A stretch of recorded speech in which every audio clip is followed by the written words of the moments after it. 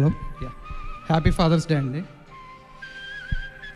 ఏమనుకోవద్దు, just want to remind my father. So I proud to say మా నాన్నగారు lorry driver అనమాట. So ఎట్లా అంటే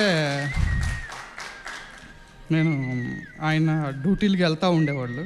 సో అవుట్ ఆఫ్ స్టేట్స్ వెళ్ళిపోతూ ఉండేవాళ్ళు. కలకత్తా, మెడ్రాస్, బెంగళూరు అట్లా వెళ్ళిపోతూ ఉండేవాళ్ళు. అంటే 15 days 10 days అంటే మళ్ళీ ఇంటికి వచ్చేదాకా మాకు భయం అనమాట, మళ్ళీ మా నాన్న మాకు కనిపిస్తారా లేదా అని. అట్లా ఉండేది సిచ్యువేషన్స్. ఆయనకి షూస్ అంటే చాలా ఇష్టం అనమాట. షూస్ లేకుండా డ్యూటీకి వెళ్ళేవాళ్ళు కాదు. అట్లాంటిది డ్రైవింగ్ చేసి చేసి చేసి మనకు తెలుసు కదా, పాత లారీలు మనకి పవర్ స్టీరింగ్లు ఉండవు, ఏముండవు.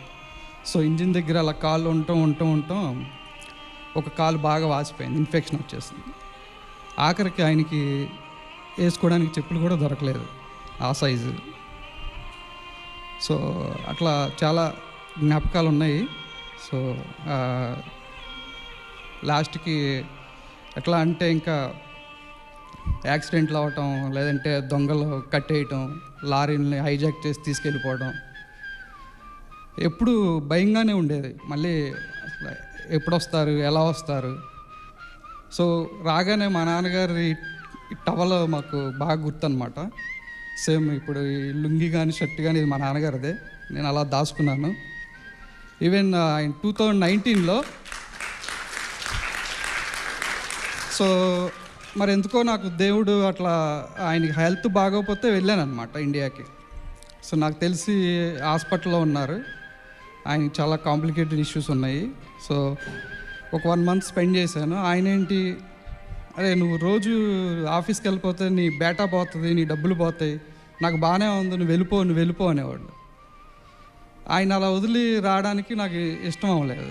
కానీ వచ్చే ముందు ఇంకా నాకు అనిపించింది ఇంక ఇదే నాకు లాస్ట్ అనుకుంటా అని చెప్పేసి వచ్చి ఇక్కడ ల్యాండ్ అయ్యాను. మళ్ళీ 10 daysలో కాల్ వచ్చిందనమాట. సో అట్లా చాలా రిమైండ్స్ మా ఫాదర్ చేత. So thank you for this opportunity. Happy father's day everyone.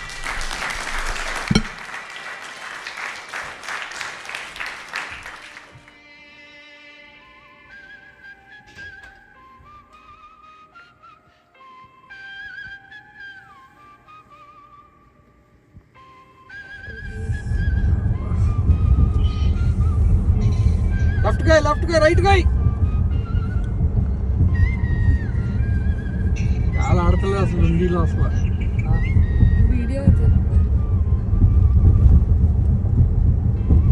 Okay, father's day, happy father's day to all of